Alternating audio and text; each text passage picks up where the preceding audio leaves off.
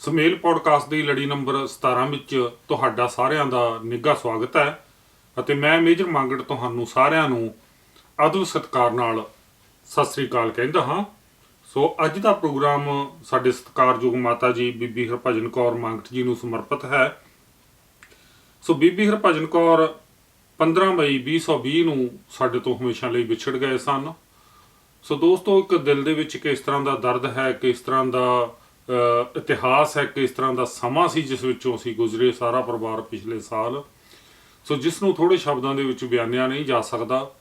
ਸੋ ਹੁਣ ਤੱਕ ਵੀ ਕਿਉਂਕਿ ਕਰੋਨਾ ਦੇ ਹਾਲਾਤ ਇਹੋ ਜਿਹੇ ਨੇ ਕਿ ਜੇ ਤੁਹਾਡਾ ਮਰੀਜ਼ ਕੋਈ ਵੀ ਕਿਸੇ ਵੀ ਕਾਰਨ ਕਰਕੇ ਹਸਪਤਾਲਾਂ ਦੇ ਵਿੱਚ ਹੈ, ਸੋ ਕਿਸ ਤਰ੍ਹਾਂ ਦਾ ਜਿਹੜਾ ਵਿਵਹਾਰ ਹੈ ਉਹ ਹਸਪਤਾਲਾਂ ਦੇ ਵਿੱਚ ਕੀਤਾ ਜਾਂਦਾ, ਤੁਹਾਨੂੰ ਮਿਲ ਨਹੀਂ ਦਿੱਤਾ ਜਾਂਦਾ ਅਤੇ ਤੁਹਾਨੂੰ ਬਾਹਰਲੇ ਡੋਰ ਤੋਂ ਹੀ ਵਾਪਸ ਕਰ ਦਿੱਤਾ ਜਾਂਦਾ ਹੈ। ਅਤੇ ਤੁਹਾਡੇ ਬਿਮਾਰ ਵਿਅਕਤੀ ਜਿਹੜੇ ਹਨ ਜੋ ਕਿ ਜ਼ਿੰਦਗੀ ਮੌਤ ਦੀ ਲੜਾਈ ਲੜ ਰਹੇ ਹੁੰਦੇ ਨੇ, ਉਹ ਤੁਹਾਨੂੰ ਮਿਲਣਾ ਚਾਹੁੰਦੇ ਨੇ, ਜਾਂਦੇ ਜਾਂਦੇ ਤੁਹਾਡੇ ਨਾਲ ਮਨ ਦੀਆਂ ਗੱਲਾਂ ਕਰਨੀਆਂ ਚਾਹੁੰਦੇ ਨੇ, ਲੇਕਿਨ ਇੱਕ ਇਸ ਤਰ੍ਹਾਂ ਦੀ ਦੀਵਾਰ ਹੈ ਜਿਹੜੀ ਉਹ ਕਰੋਨਾ ਕਰਕੇ ਉਸਰੀ ਹੋਈ ਹੈ, ਸੋ ਜਿਹਦੋਂ ਪਾਰ ਅਸੀਂ ਨਹੀਂ ਜਾ ਸਕਦੇ। ਸੋ ਸਾਡੇ ਮਾਤਾ ਜੀ ਨਾਲ ਵੀ ਇਸ ਤਰ੍ਹਾਂ ਹੋਇਆ। ਸੋ ਅਸੀਂ ਸਾਰੀ ਜ਼ਿੰਦਗੀ ਉਹਨਾਂ ਦਾ ਜਿਹੜਾ ਦੇਣਾ ਉਹ ਤਾਂ ਅਸੀਂ ਦੇ ਨਹੀਂ ਸਕਦੇ, ਅਸੀਂ ਉਹਨਾਂ ਨੂੰ ਟਾਈਮ ਦਿੱਤਾ, ਲੇਕਿਨ ਜਿਹੜੇ ਪਿਛਲੇ 4-5 ਦਿਨ ਸੀਗੇ ਉਹ ਸਾਨੂੰ ਜਿਸ ਤਰ੍ਹਾਂ ਮਿਲ ਨਹੀਂ ਦਿੱਤਾ ਗਿਆ, ਜਿਸ ਤਰ੍ਹਾਂ ਅਸੀਂ ਉਹਨਾਂ ਨਾਲ ਗੱਲ ਨਹੀਂ ਕਰ ਸਕੇ, ਜਿਸ ਤਰ੍ਹਾਂ ਉਹ ਆਪਣੇ ਦਿਲ ਵਿੱਚ ਗੱਲਾਂ ਲੈ ਕੇ ਚਲੇ ਗਏ, ਸੋ ਬਹੁਤ ਦੁਖਦਾਇਕ ਸੀ। ਕਦੇ ਸਮਾਂ ਮਿਲਿਆ ਤਾਂ ਇਹ ਸਾਰੀਆਂ ਗੱਲਾਂ ਵਿਸਤਾਰ ਨਾਲ ਕਰਾਂਗੇ। ਸੋ ਸਾਡੀ ਸਾਰੀ ਉਹਨਾਂ ਪਰਿਵਾਰਾਂ ਨਾਲ ਹਮਦਰਦੀ ਹੈ। ਸੋ ਜਿਨ੍ਹਾਂ ਦਾ ਕੋਈ ਨਾ ਕੋਈ ਵਿਅਕਤੀ ਹਸਪਤਾਲਾਂ ਦੇ ਵਿੱਚ ਹੈ, ਭਾਵੇਂ ਉਹ ਕਿਸੇ ਵੀ ਕਾਰਨ ਕਰਕੇ ਹੈ, ਦਿਲ ਦਾ ਮਰੀਜ਼ ਹੈ ਜਾਂ ਕੋਈ ਹੋਰ ਹੈ, ਸੋ ਕਿਸ ਤਰ੍ਹਾਂ ਜਿਹੜੇ ਹਸਪਤਾਲ ਨੇ ਉਹ ਤੁਹਾਨੂੰ ਦੂਰ ਰੱਖਦੇ ਨੇ ਸਾਰੇ ਕਾਸੇ ਤੋਂ। ਉਹਨਾਂ ਦੀ ਵੀ ਮਜਬੂਰੀ ਹੋ ਸਕਦੀ ਹੈ, ਲੇਕਿਨ ਹਾਲਾਤ ਨੇ ਜਿਹੜੇ ਉਹ ਬੜੇ ਹੀ ਚਿੰਤਾਜਨਕ ਅਤੇ ਖਰਾਬ ਨੇ। ਸੋ ਅਸੀਂ ਇਹੋ ਅਰਦਾਸ ਕਰਦੇ ਹਾਂ, ਇਹੋ ਉਮੀਦ ਕਰਦੇ ਹਾਂ ਕਿ ਜਲਦੀ ਤੋਂ ਜਲਦੀ ਜਿਹੜਾ ਸਾਰਾ ਕੁਛ ਠੀਕ ਹੋਵੇ ਅਤੇ ਜ਼ਿੰਦਗੀ ਹੈ ਜਿਹੜੀ ਉਹ ਆਮ ਦੀ ਤਰ੍ਹਾਂ ਹੋਵੇ। ਸੋ ਦੋਸਤੋ, ਗੱਲਾਂ ਆਪਾਂ ਕਰ ਰਹੇ ਸੀ ਕੋਵਿਡ ਪ੍ਰਕੋਪ ਦੀਆਂ। ਸੋ ਇਹ ਪ੍ਰਕੋਪ ਅਜੇ ਵੀ ਪੂਰੀ ਦੁਨੀਆ ਦੇ ਵਿੱਚ ਫੈਲਿਆ ਹੋਇਆ ਹੈ, ਛਾਇਆ ਹੋਇਆ। ਤੋ ਭਾਰਤ ਦੇ ਹਾਲਾਤ ਤਾਂ ਤੁਹਾਨੂੰ ਸਾਰਿਆਂ ਨੂੰ ਪਤਾ ਹੀ ਨੇ ਅਤੇ ਤੁਸੀਂ ਖਬਰਾਂ ਦੇ ਵਿੱਚ ਸੁਣਦੇ ਹੀ ਰਹਿੰਦੇ ਹੋ, ਲੇਕਿਨ ਕੈਨੇਡਾ ਦੇ ਵਿੱਚ ਜਿਹੜੇ ਹਾਲਾਤ ਨੇ ਭਾਵੇਂ ਹੌਲੀ ਹੌਲੀ ਸੁਧਰ ਰਹੇ ਨੇ, ਲੇਕਿਨ ਫਿਰ ਵੀ ਇਹਨਾਂ ਨੂੰ ਕਾਬੂ ਕਰਨ ਦੇ ਲਈ ਇੱਥੋਂ ਦੀਆਂ ਜਿਹੜੀਆਂ ਸਰਕਾਰਾਂ ਨੇ ਉਹ ਯਤਨ ਕਰ ਰਹੀਆਂ ਨੇ। ਸੋ ontario ਦੇ ਪ੍ਰੀਮੀਅਰ ਡਗ ਫੋਰਡ ਸਾਹਿਬ ਨੇ, ਜਦੋਂ ਮੈਂ ਅੱਜ ਪ੍ਰੋਗਰਾਮ ਰਿਕਾਰਡ ਕਰ ਰਿਹਾ, ਅਤੇ ਇਹ ਐਲਾਨ ਕੀਤਾ ਹੈ ਕਿ ਜਿਹੜਾ ਸਟੇ ਐਟ ਹੋਮ ਆਰਡਰ ਹੈਗਾ ਇਸ ਨੂੰ ਵਧਾ ਕੇ 2 ਜੂਨ ਤੱਕ ਕਰ ਦਿੱਤਾ ਗਿਆ ਹੈ। ਸੋ ਹੁਣ ਤੁਹਾਨੂੰ ਘਰਾਂ ਦੇ ਵਿੱਚ ਬੰਦ ਰਹਿਣਾ ਪਵੇਗਾ ਜੇ 2 ਜੂਨ ਤੱਕ। ਅਜੇ ਜਿਹੜਾ ਸਾਡੀਆਂ ਪਰਿਵਾਰਕ ਮਿਲਣੀਆਂ ਨੇ, ਇੱਕ ਦੂਜੇ ਦੇ ਘਰ ਆਉਣਾ ਜਾਣਾ, ਵਿਆਹ ਸ਼ਾਦੀਆਂ ਨੇ, ਖੁਸ਼ੀਆਂ ਗਮੀਆਂ ਨੇ, ਅਜੇ ਅਸੀਂ ਉਹਨਾਂ ਦੇ ਵਿੱਚ ਸ਼ਾਮਿਲ ਨਹੀਂ ਹੋ ਸਕਦੇ। ਸੋ ਜਿਹੜੇ ਪਰਸਨਲ ਕੇਅਰ ਸੈਂਟਰ ਨੇ, ਜਿਵੇਂ ਹੇਅਰ ਸੈਲੂਨ ਹੈਗੇ ਨੇ ਅਤੇ ਹੋਰ ਕਈ ਤਰ੍ਹਾਂ ਦੇ ਜਿਹੜੇ ਕੇਂਦਰ ਨੇ ਜਿੱਥੇ ਅਸੀਂ ਜਾ ਕੇ ਆਪਣੇ ਸਰੀਰ ਲਈ, ਆਪਣੀ ਖੂਬਸੂਰਤੀ ਲਈ ਜਿੱਥੇ ਅਸੀਂ ਜਾਂਦੇ ਹਾਂ, ਉਹ ਸਾਰੇ ਬੰਦ ਰਹਿਣਗੇ। ਜਿਮ ਵੀ ਬੰਦ ਰਹਿਣਗੇ ਅਤੇ ਹੋਰ ਜਿਹੜੇ ਸਿਨੇਮੇ ਨੇ, ਸਾਡੇ ਮਨੋਰੰਜਨ ਦੇ ਸਾਧਨ ਨੇ, ਉਹ ਬੰਦ ਰਹਿਣਗੇ।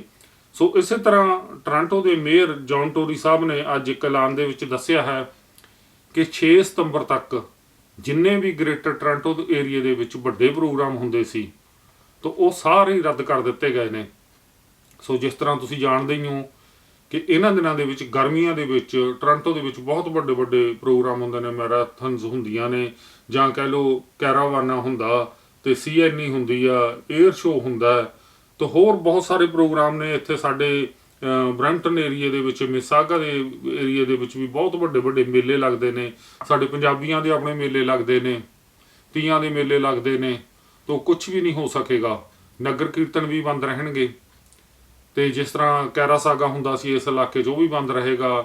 ਕਾਰਨੀਵਲ ਫੈਸਟੀਵਲ ਉਹ ਵੀ ਸਾਰੇ ਬੰਦ ਰਹਿਣਗੇ। ਸੋ ਇਸ ਕਰਕੇ ਸਾਨੂੰ ਦੋਸਤੋ ਹੋਰ ਅਜੇ ਜਿਹੜੀ ਇਹ ਖੜੋਤ ਹੈ ਇਹਦੇ ਵਿੱਚ ਰਹਿਣਾ ਪਵੇਗਾ, ਅਤੇ ਹੋ ਸਕਦਾ ਹੈ ਸਤੰਬਰ ਤੋਂ ਬਾਅਦ ਜਿਹੜੇ ਹਾਲਾਤ ਨੇ ਉਹ ਠੀਕ ਹੋਣ ਲੱਗ ਜਾਣ, ਅਤੇ ਫਿਰ ਤੋਂ ਜਿਹੜਾ ਇਕੋਨਮੀਆਂ ਖੁੱਲ੍ਹਣ ਲੱਗ ਜਾਵੇ, ਫਿਰ ਤੋਂ ਜਿਹੜਾ ਜੀਵਨ ਆਮ ਵਰਗਾ ਹੋ ਜਾਵੇ। ਸੋ ਅਮਰੀਕਾ ਨੇ ਇਸ ਬਿਮਾਰੀ ਉੱਪਰ ਬੜੀ ਮਿਹਨਤ ਨਾਲ ਕਾਬੂ ਪਾਇਆ। ਸੋ ਅਮਰੀਕਾ ਦੇ ਵਿੱਚੋਂ ਜਿਹੜੀਆਂ ਮਿਲੀਆਂ ਖਬਰਾਂ ਨੇ ਉਹਦੇ ਵਿੱਚ ਪਤਾ ਲੱਗਿਆ ਕਿ ਉੱਥੇ ਜਿਹੜਾ ਜੀਵਨ ਹੈ ਉਹ ਆਮ ਵਾਂਗ ਹੋਣ ਵੱਲ ਨੂੰ ਵੱਧ ਰਿਹਾ ਹੈ।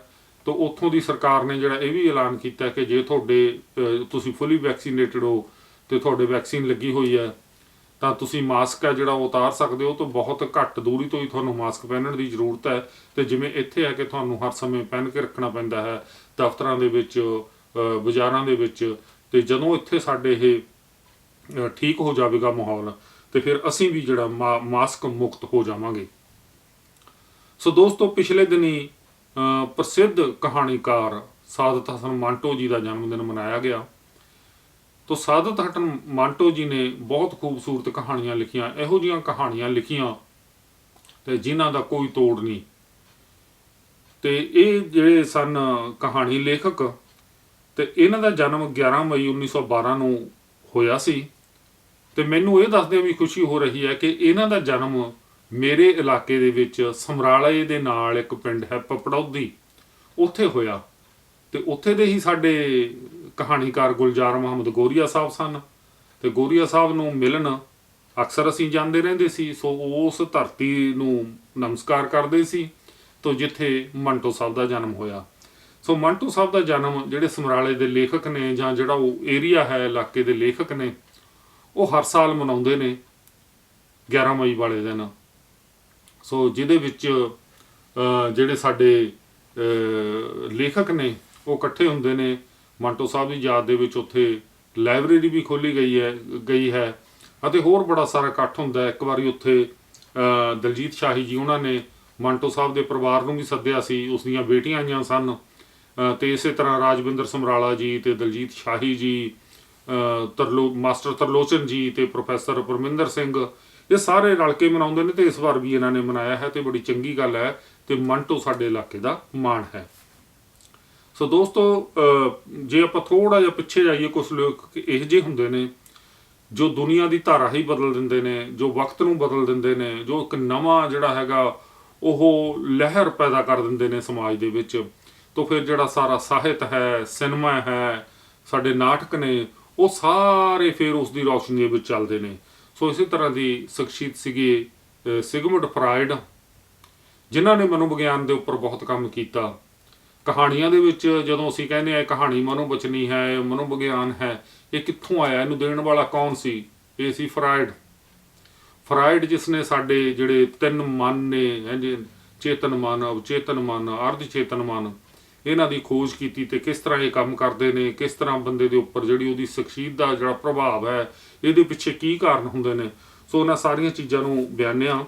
ਸੋ ਅਸੀਂ ਉਹਨਾਂ ਨੂੰ ਵੀ ਅੱਜ ਦੇ ਪ੍ਰੋਗਰਾਮ ਦੇ ਵਿੱਚ ਯਾਦ ਕਰਦੇ ਹਾਂ। ਤੇ ਇਹ 6 ਮਈ 1856 ਨੂੰ ਇਹਨਾਂ ਦਾ ਜਨਮ ਹੋਇਆ ਸੀ ਤੇ 23 ਸਤੰਬਰ 1939 ਤੱਕ 83 ਸਾਲ ਦੀ ਉਮਰ ਤੱਕ ਰਹੇ। ਸੋ ਬਹੁਤ ਲੋਕ ਨੇ ਜਿਹੜੇ 100 ਸਾਲ ਦੀ ਉਮਰ ਤੱਕ ਵੀ ਰਹਿੰਦੇ ਨੇ, ਪਰ ਕੁਝ ਲੋਕ ਹੁੰਦੇ ਨੇ ਭਾਵੇਂ ਉਹ ਥੋੜਾ ਸਮਾਂ ਜਿਉਂਦੇ ਨੇ, ਲੇਕਿਨ ਵਕਤ ਦੀ ਧਾਰਾ ਨੂੰ ਬਦਲ ਜਾਂਦੇ ਨੇ ਤੇ ਦੁਨੀਆ ਉਹਨਾਂ ਨੂੰ ਯਾਦ ਕਰਦੀ ਹੈ। ਤੇ ਮੰਟੋ ਸਾਹਿਬ, ਫਰਾਇਡ ਸਾਹਿਬ, ਇਹ ਸਾਰੇ ਉਹਨਾਂ ਲੋਕਾਂ 'ਚੋਂ ਸਨ ਜਿਹੜੇ ਯੁੱਗ ਨੂੰ, ਜ਼ਮਾਨੇ ਨੂੰ ਬਦਲਣ ਦੀ ਸਮਰੱਥਾ ਰੱਖਦੇ ਨੇ। ਸੋ ਦੋਸਤੋ, ਇਸੇ ਪ੍ਰਕਾਰ ਮੈਂ ਗੱਲ ਕਰਾਂਗਾ ਕਿ ਪਿਛਲੇ ਦਿਨੀ ਸਾਡੇ ਇੱਕ ਕਰੈਕਸ਼ਨ ਅਫੀਸਰ ਨੂੰ ਗੋਲੀ ਮਾਰ ਦਿੱਤੀ ਗਈ ਵੈਨਕੂਵਰ ਏਰੀਏ ਦੇ ਵਿੱਚ। ਸੋ ਇਹ ਜਿਹੜਾ ਕਰੈਕਸ਼ਨ ਅਫੀਸਰ ਸੀ, ਬੜਾ ਜਵਾਨ ਮੁੰਡਾ ਸੀ, ਮਾਪਿਆਂ ਨੇ ਸਧਰਾਂ ਨਾਲ ਪਾਲਿਆ ਹੋਣਾ, ਪੜ੍ਹਾਇਆ ਹੋਣਾ, ਹੁਸ਼ਿਆਰ ਸੀ। ਸੋ ਇਹਦਾ ਕਤਲ ਹੋ ਗਿਆ। ਤੇ ਇਹਦੇ ਕਤਲ ਦੀਆਂ ਜਿਹੜੀਆਂ ਸੂਈਆਂ ਨੇ, ਜਾਂ ਇਹ ਕਤਲ ਦੇ ਜਿਹੜੇ ਇਸ਼ਾਰੇ ਨੇ, ਉਹ ਉਧਰ ਜਿਹੜੀ ਗੈਂਗਵਾਰ ਹੈ ਉਹਦੇ ਵੱਲ ਨੂੰ ਹੋ ਰਹੇ ਨੇ। ਸੋ ਇਹ ਦੱਸਦਿਆਂ ਮੈਨੂੰ ਦੁੱਖ ਵੀ ਮਹਿਸੂਸ ਹੋ ਰਿਹਾ ਕਿ ਇਹਨਾਂ ਮੁਲਕਾਂ ਦੇ ਵਿੱਚ ਆ ਕੇ ਅਸੀਂ ਇੰਨੀ ਤਰੱਕੀ ਕੀਤੀ, ਸਾਡੇ ਬਜ਼ੁਰਗਾਂ ਨੇ ਇੱਥੇ ਆ ਕੇ ਬੜੀਆਂ ਘਾਲਣਾਵਾਂ ਘਾਲੀਆਂ ਤੇ ਇਸ ਮੁਕਾਮ ਤੇ ਅਸੀਂ ਪਹੁੰਚੇ ਹਾਂ। ਇਸ ਮੁਲਕ ਨੇ ਸਾਨੂੰ ਬੜੀਆਂ ਸਹੂਲਤਾਂ ਦਿੱਤੀਆਂ ਨੇ। ਇਹ ਮੁਲਕ ਸਾਨੂੰ ਹਰ ਤਰ੍ਹਾਂ ਦੀ ਓਪਰਚੁਨਿਟੀ ਦਿੰਦਾ ਹੈ। ਇਸ ਮੁਲਕ ਦੇ ਵਿੱਚ ਜੇ ਤੁਸੀਂ ਪ੍ਰਧਾਨ ਮੰਤਰੀ ਵੀ ਬਣਨਾ ਚਾਹੋ ਤਾਂ ਤੁਹਾਡੇ ਲਈ ਅਸੰਭਵ ਨਹੀਂ ਹੈ। ਇੱਥੇ ਕੋਈ ਪਰਿਵਾਰਵਾਦ ਨਹੀਂ, ਕੋਈ ਜਾਤੀਵਾਦ ਨਹੀਂ, ਕੋਈ ਧਰਮ ਰਿਲੇਟਡ ਗੱਲਾਂ ਨਹੀਂ। ਲੇਕਿਨ ਫਿਰ ਵੀ ਸਾਡੇ ਲੋਕ ਨੇ ਜਿਹੜੇ, ਉਹਨਾਂ ਦੇ ਵਿੱਚ ਰਾਤੋਂ ਰਾਤ ਅਮੀਰ ਹੋਣ ਦੇ ਸੁਪਨੇ, ਜਿਵੇਂ ਆਪਾਂ ਪਹਿਲੇ ਪ੍ਰੋਗਰਾਮ ਦੇ ਵਿੱਚ ਵੀ ਗੱਲ ਕੀਤੀ ਸੀ, ਸ਼ੋਅ ਅਪ ਕਰਨ ਦੇ ਸੁਪਨੇ ਕਿ ਮੇਰੇ ਕੋਲ ਵੱਡੀ ਕਾਰ ਹੋਵੇ, ਮੇਰੇ ਕੋਲ ਇਸ ਤਰ੍ਹਾਂ ਦਾ ਘਰ ਹੋਵੇ, ਉਹ ਸਾਨੂੰ ਹੋਰ ਪਾਸੇ ਨੂੰ ਲੈ ਕੇ ਜਾ ਰਹੇ ਨੇ। ਤੇ ਜਿਹੜੀ ਮੈਟਰੋ ਵੈਨਕੂਵਰ ਦੇ ਏਰੀਏ ਦੇ ਵਿੱਚ 2009 ਤੋਂ ਲੈ ਕੇ ਹੁਣ ਤੱਕ ਚੱਲਦੀ ਆ ਰਹੀ ਗੈਂਗਵਾਰ ਹੈ, ਤੇ ਜਿੱਥੇ 4-5 ਵੱਡੇ ਗੈਂਗ ਨੇ ਤੇ ਉਹ ਇੱਕ ਦੂਸਰੇ ਨੂੰ ਉਹ ਮਾਰਦੇ ਰਹਿੰਦੇ ਨੇ। ਤੇ ਹੁਣ ਤੱਕ ਜਿਹੜੇ ਸਾਡੇ ਸੈਂਕੜੇ ਨੌਜਵਾਨ ਨੇ ਜਿਹੜੇ ਉਹ ਕਤਲ ਹੋ ਚੁੱਕੇ ਨੇ। ਸੋ ਮੈਂ ਜਿੱਥੇ, ਅਗਰ ਮੈਨੂੰ ਪਤਾ ਨਹੀਂ ਕਿ ਕੋਈ ਸਾਡੇ ਜਿਹੜੇ ਯੰਗਸਟਰ ਨੇ ਪ੍ਰੋਗਰਾਮ ਸੁਣਦੇ ਨੇ ਜਾਂ ਨਹੀਂ ਸੁਣਦੇ, ਤੇ ਲੇਕਿਨ ਉਹਨਾਂ ਦੇ ਮਾਪੇ ਜ਼ਰੂਰ ਉਹਨਾਂ ਦੇ ਵਿੱਚੋਂ ਕੋਈ ਨਾ ਕੋਈ ਉਹ ਪ੍ਰੋਗਰਾਮ ਦੇਖਦਾ ਹੋਵੇਗਾ। ਸੋ ਜ਼ਰੂਰ ਇਸ ਦਾ ਤੋੜ ਲੱਭਣ ਕਿ ਇਸ ਤਰ੍ਹਾਂ ਕਿਉਂ ਹੁੰਦਾ ਹੈ, ਕਿਉਂ ਨਹੀਂ ਅਸੀਂ ਨੌਜਵਾਨਾਂ ਨੂੰ ਸਮਝ ਸਕੇ, ਕਿਉਂ ਸਾਡੇ ਨੌਜਵਾਨ ਕੁਰਾਹੇ ਪੈ ਗਏ, ਕਿਉਂ ਇਹ ਕਤਲ ਹੋ ਰਹੇ ਨੇ। ਉੱਥੇ ਮਾਪਿਆਂ ਦੀ ਮੈਨੂੰ ਪਤਾ ਇੱਕ ਸੰਸਥਾ ਵੀ ਬਣੀ ਹੋਈ ਆ, ਉਹ ਪ੍ਰੋਗਰਾਮ ਵੀ ਕਰਾਉਂਦੇ ਨੇ, ਇਹਨਾਂ ਚੀਜ਼ਾਂ ਨੂੰ ਜਾਣਨ ਦੀ ਕੋਸ਼ਿਸ਼ ਵੀ ਕਰਦੇ ਨੇ। ਲੇਕਿਨ ਫਿਰ ਵੀ ਦੋਸਤੋ, ਇਹ ਹੈ ਕਿਤੇ ਅਜਿਹਾ ਤਾਂ ਨਹੀਂ ਕਿ ਅਸੀਂ ਆਪਣੇ ਬੱਚਿਆਂ ਨੂੰ ਪ੍ਰੋਪਰ ਟਾਈਮ ਨਹੀਂ ਦੇ ਰਹੇ, ਕਿ ਅਸੀਂ ਇਹ ਤਾਂ ਨਹੀਂ ਸੋਚ ਰਹੇ ਕਿ ਦਿਨੋਂ ਦਿਨ ਅਸੀਂ ਦਿਨ ਰਾਤ ਕੰਮ ਕਰਕੇ ਪੈਸਾ ਹੀ ਕਮਾਈ ਜਾਈਏ, ਓਵਰ ਟਾਈਮ ਹੀ ਲਾਈ ਜਾਈਏ, ਘਰ ਰਹੀਏ ਹੀ ਨਾ।